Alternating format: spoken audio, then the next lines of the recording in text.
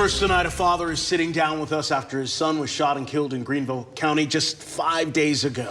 A second suspect is now being charged for the murder of 21-year-old Jordan Rouse as the investigation continues. Only WYFF News 4's Shale Remains spoke with his father. Shale? Well, Jane, Jordan's father has a lot of questions himself about what led up to shots being fired and his son's life being taken. He says he is certain of one thing. His son was beginning on a path to better himself, including with a brand new job. Now, this dad says he has a specific way he wants to honor his son's memory.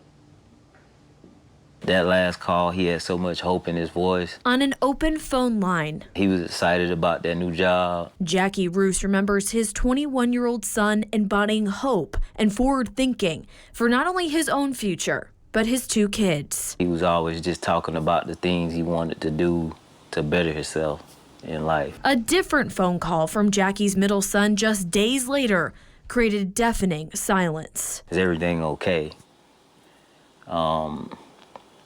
And he was just hysterical, just saying that, you know, his brother was gone.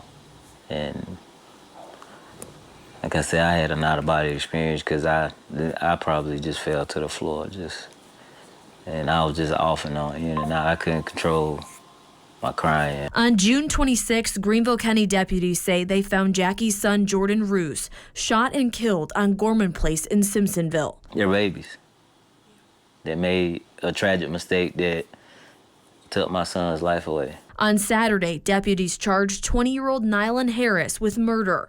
2 days later, investigators filed an identical charge on 20-year-old Xavier Cherry. We talk a lot about gun violence, and I hear a lot of people, activists, talk about gun violence, and I don't think the gun's the issue. I think it's the babies, which it makes me sad because you just think, what are they going through? This father saying the best way to honor Jordan, the athlete, father, songwriter, and friend, is to provide outreach to young men who are or will be pulled into violence. Making sure that people understand that, you know, this can happen to anybody, but where does it stop?